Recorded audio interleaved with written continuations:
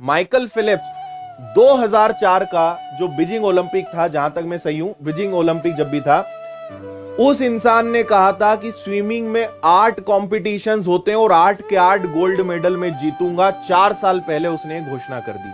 आप विश्वास नहीं करेंगे, 4 साल 4 इयर्स 15 घंटे रोज उसने प्रैक्टिस करी। 4 साल 15 घंटे रोज बिना छुट्टी के, एक दिन भी गैप नहीं करा। No gap in 4 years. एक दिन भी उसने गैप नहीं करा। आप बात समझ रहे हैं मेरी? आपसे 10 दिन रेगुलर पढ़ा नहीं जाता। 10 दिन चलो तो कम हो गया, 1 महीना रेगुलर नहीं पढ़ा जाता। आप 1 हफ्ते रेगुलर पढ़ लेते हो ना, तो आपका मन करता है रेस्ट करना पड़ेगा भैया, महाराज ने इतनी पढ़ाई करी है ना, दिमाग को आराम देना पड़ेगा। माइकल फिलिप्स 4 साल 15 घंटे रोज, कोई छुट्टी नहीं, कोई त्योहार नहीं, तब जाके उस व्यक्ति ने गोल्ड मेडल जीता। लेकिन बोलना इतना आसान है। आप सोचिए, आपसे मैं कहूं 4 साल तक 15 घंटे रोज पढ़ना ही पढ़ना है, आप नहीं पढ़ पाओगे।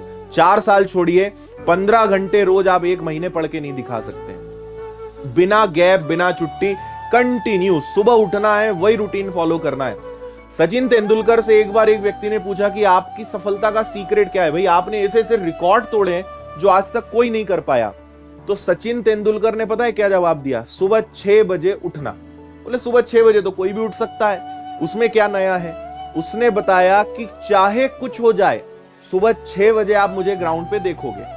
मेरी आदत है, चाहे मेरा अच्छा समय चल रहा हो या बुरा, चाहे मैंने पिछले दिन वर्ल्ड रिकॉर्ड तोड़ा हो, चाहे मैंने पिछले दिन एक ट्रॉफी जीती हो, सुबह 6 बजे मैं आपको ग्राउंड पे मिलूंगा। हर सफल इंसान ना अपने काम को रोज उसी शिद्दत और उसी मोटिवेशन के साथ करता है। आप में से कई लोग की तकलीफ क्या है? सर मोटिवेशन खत्म हो गया, सर हम तो डीमोटिवेट हो रहे हैं, सर कुछ करो। मोटिवेशन अंदर से आता है। आप मुझे सुन के, किसी के मोटिवेशन को सुन के, 30 सेकंड की रील को देखकर मोटिवेशन नहीं टिकेगा।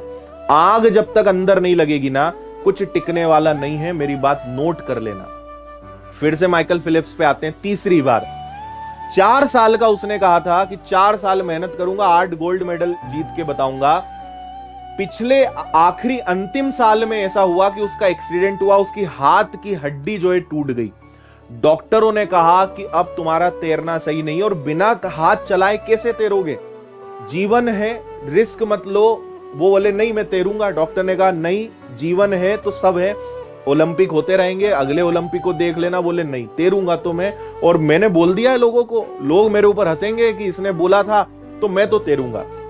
तो उसने ऊपर वाले को बोला कि ऊपर वाले, शुक्र गुजार हूं तेरा जो तूने मुझे एक चैलेंज दिया। और कोई होता रोता, और कोई होता बोलता भैया हाथ टूट गया क्या करें, नहीं तो मैं तो जीत लेता। लेकिन उसने क्या कहा? आपदा को अवसर में बदलने का उदाहरण मैं आपको दे रहा हूं। उसने ये कहा कि मैं तैरूंगा, और अब मैं बिना हाथ के 1 साल तक प्रैक्टिस करूंगा तैरने की। अपने पैरों से ऐसी प्रैक्टिस करूंगा कि मैं उससे ही वर्ल्ड रिकॉर्ड तोड़ूंगा। और आप विश्वास करेंगे, ये सब यूट्यूब पे, इंटरनेट पे अवेलेबल है, आप जाइए तो पढ़िए तो ऐसे लोगों के बारे में।